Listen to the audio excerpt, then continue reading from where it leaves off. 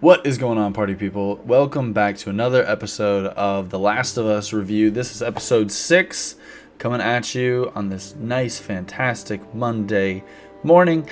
If you haven't already, like and subscribe. Wait on the comment. Let's drop it at the end so that then we can get your opinions. We're going to dive right into this. A lot happened. Last we left off on the prior episode, it was Sam and Henry had recently passed, so Joel had buried them. Jump cuts a little bit. It says 3 months later, which is quite a time span. Definitely see a lot more development with Joel and Ellie's relationship. There's a lot more personality to it. There's a lot more of connection between them, which is really nice to see. They interact with an elderly couple that's been off the grid for years, even before everything happened. There's a couple of funny quips back and forth. They pretty much explain to them where they are, and they tell them about the River of Death, which is this river.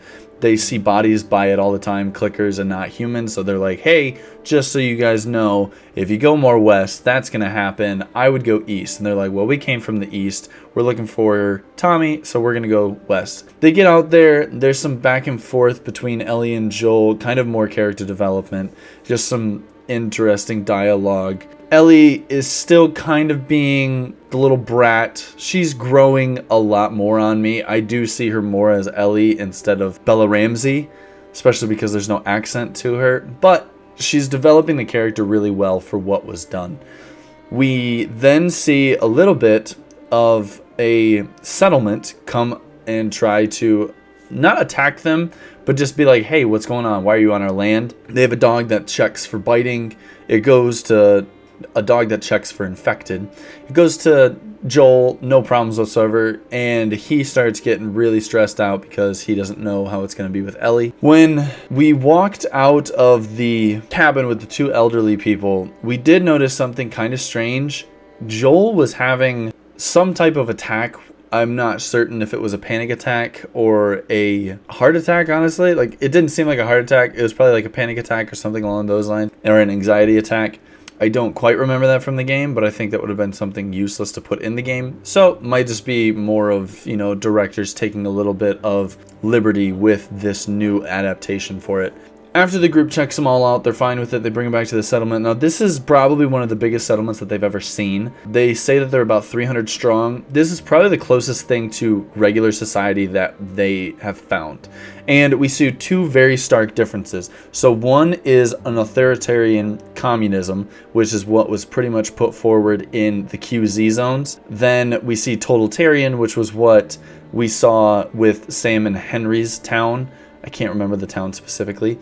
And then when we look at this settlement now, which is where they finally find Tommy. Tommy is married, actually. And this is a democratic commune. So they are a communistic society. However, they are further away from some of the stuff. They are still similar to the old way of living. The elected officials are done democratically. They make decisions for the entire area.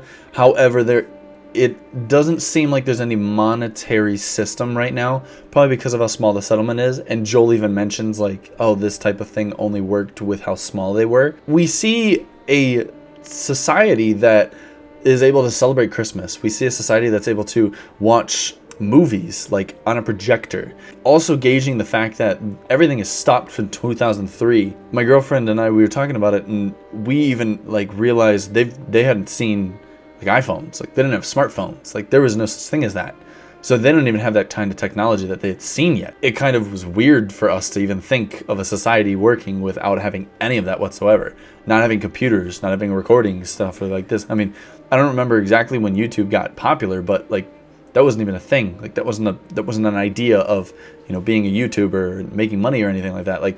It was genuinely the old 2003 type of lifestyle. They get Joel and Ellie set up in a house. There's a reunion between Tommy and Joel. Tommy is looking at everything that Joel is doing, and he doesn't want to be a part of it anymore. Joel, however, is getting old, and he kind of breaks down and talks to Tommy about the fact that he's having panic attacks. He's having anxiety attacks, and he's scared. He is getting older in his age. He's seen so many people pass and so many people die that he's afraid of continuing that. and he's worried about going forward with this and Ellie towards Colorado, which is the closest city that they had. They talked about the University of Colorado having some type of Firefly settlement. He talks about going there, but he's like, I don't think that I'm going to be able to do it. Like, I need you to do it. And Tommy got married and his wife is pregnant. So Joel pulls on the heartstrings of Ellie is immune. If you get her there, you could raise your child in a different world than we've had to deal with. It's a crazy thought. And Tommy understands the sympathy to it. It does speak to his heart, and he agrees that, like, okay, I'll take Ellie. We then see, which this was taken, there were some liberties taken with the actual scene, but the scene between Joel and Ellie where Joel is like, I can't take you. I'm gonna hand you off. And Ellie starts talking about like, oh, everyone just leaves me. That's all it ever has been. Everyone will always leave me. And Joel says, you know absolutely nothing about loss. It was such a powerful scene between the two characters, seeing them build up the tension that had been building for so long, because neither of them had addressed that. And having Tommy also bring up Tess was obviously doing some type of effect to Joel. There was a lot of emotions in that scene. It was done perfectly. It was almost word for word from the game, but I appreciated that a lot from the director's standpoint. Although Joel has Tommy like all set, we see Tommy pick Ellie up in the morning. We see them walk out of the house. We see them go to the stables. When they get to the stables, Joel is there saddling up. He is going to take Ellie. He went against his better judgment. He wants to take her. He understands that they have developed a relationship. They have developed a rapport, and he has to see this to the end. That's what he wants. So they go out on the voyage to get to Colorado.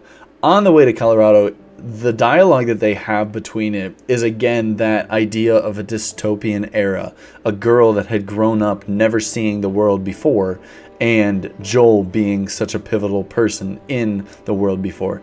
Not a pivotal, but being such a, I guess, member of society in the prior. He talks about contractors. He talks about the type of building that he did and how contractors were loved. I'm a contractor personally, so it was interesting to see somebody that had never even heard of that, how their response was to it. Then he talks a little bit, they get into Colorado, they start going through the university, and she's like, wait, so what's going on with this? Like, people would just come here and they would learn stuff? Like, they'd live here and they would learn? And he was like, yeah, he's like, it was 50-50. A lot of people came here just to party as well and have the life of it. And she was like, that's so weird. It's very strange hearing how she responds to the world. It's well written. It's fantastically written. That's the plus side to it. They get into kind of the science building. They see a couple of the Firefly insignias. They see that somebody had a packing list that they had gotten away. They saw monkeys. Sorry, to hop into that fact. They saw monkeys. Joel says, oh, it was probably from like the testing. I don't think schools were testing on monkeys. I guess 2003 might have been a little bit crazier, but I did not know that. And I mean, like, full-blown lots of monkeys. Now, if they only had a couple of them, it was like a male and a female, they definitely could have gotten into that amount. But it was just whack to actually, like, know that was going on. So, that's beside the fact. We're going to put a pin in that because that was weird.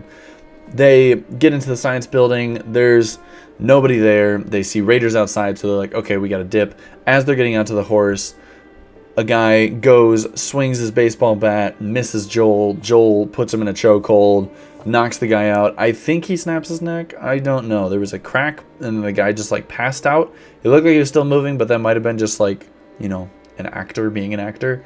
I'm not certain. But then we are shown that the handle of the baseball bat that had broken off was stabbed into Joel's stomach. Fantastic. So what do? They hop on the horse. They finally get away. The other raiders are coming up. Ellie starts taking pot shots at them. They all fall back. They get out into the middle of nowhere, literally with just like the snow on tracks, and they're on railroad tracks, and Joel falls off, and that is where we end the episode. Like, come on. I mean, I understand leaving it on cliffhangers so that people come back, but this show doesn't need cliffhangers. We don't need any of that crap. And when they showed the next episode is going to be a backstory on Ellie, which I was correct. The backstory on Ellie is going to be the Left Behind DLC that they had come out, which is between Ellie and Riley, and it's when they go into the mall. And like I had said, It looks like that's where she gets attacked by a clicker, and that's possibly where Riley dies. So I called it. I think they also might introduce Ashley Johnson as her mom, which is so awesome. I love that they're bringing Ashley Johnson. For those of you that don't know, Ashley Johnson is actually the actress who plays or voice acts for Ellie in the game. So bringing her in was so nice. She's also part of Critical Role, which, that's a nice little plug for D&D. If you are a fan of Dungeons & Dragons, we have 2 campaigns that are going. One is stopped right now because we just ended it, but we have Green Cloaks, which is a really cool homebrew world set up by our awesome DM JT, and then Strixhaven, which just bookended. That was one that I DM'd voices, and it pretty much, both of them follow a merry band of misfits doing a bunch of random stuff. If you like our personalities, if you like some of our other videos, check it out because we completely are unhinged, at least for Green Cloaks. Strixhaven is a little bit more chill, a little bit more calm back. I would say it's a mix between Harry Potter and Dungeons & Dragons, but if you like that kind of stuff, check us out. And there are some new campaigns coming up, one of them being related to the Fallout universe, the other one being a whole new homebrew that I actually have personally for an entire world that I've had built. But to get back into this nice little segment, we are seeing a development between Joel and Ellie, and it's almost heartbreaking. There's a scene in this where Joel is having like this sort of panic attack. He looks out into this crowd and he sees from behind this woman that resembles his daughter, Sarah. And he sees her, she moves forward, and then she gets down and she sees a child run to her. And I feel like in his head, he has this idea of like, that's what I could have had. And it's so heartbreaking to follow with these characters. The trauma that they have and the history that they have is so hard to imagine, especially being in this broken, disgusting, and demented world where humans are versus humans and ideals are versus ideas and factions versus other factions and Fedra. And when you have the breakaway and like the freedom fighters, it's so intense to really think about this kind of stuff.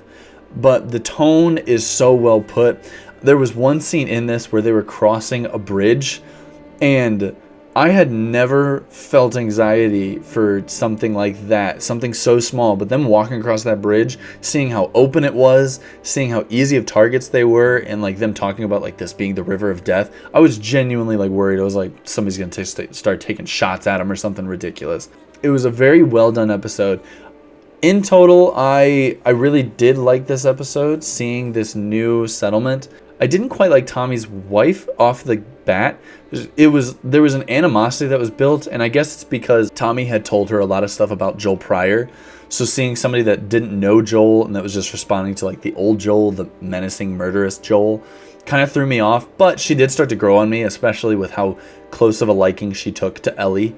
And like she was cutting Ellie's hair. They had a poster up with 2 names. I only caught one name that said Sarah, and it said 2003. I think that might have been for Sarah, like his niece, because it was in Tommy and his wife's home. I'm not certain, but I did think that was an interesting thing to add. It does show just how close Tommy was to Sarah, if that is the case. But all in all, I'm going to give this one like a 9.3. I enjoyed it. I thought that the drama was well built. I thought the pacing on it was pretty good. The dialogue between Joel and Ellie, you're slowly seeing it progress through this show. And having the bookend and how they ended it really did show that Ellie has not just a, this person needs to get me where I need to go, but a, this person is the only thing I have left. This person is competent, this person is strong, and I might lose this person. I'm very excited for what they have. That is all of my thoughts and opinions on episode 6 of The Last of Us. If you had any of your own opinions, drop them in the comments. We love to interact with you guys in the comments. We love to figure out what kind of theories you have, what main scenes popped out to you, what characters stuck out to you the most. So drop a comment in there. Let us know what's going on with you. Other than that, like and subscribe, and we will catch you in the next one.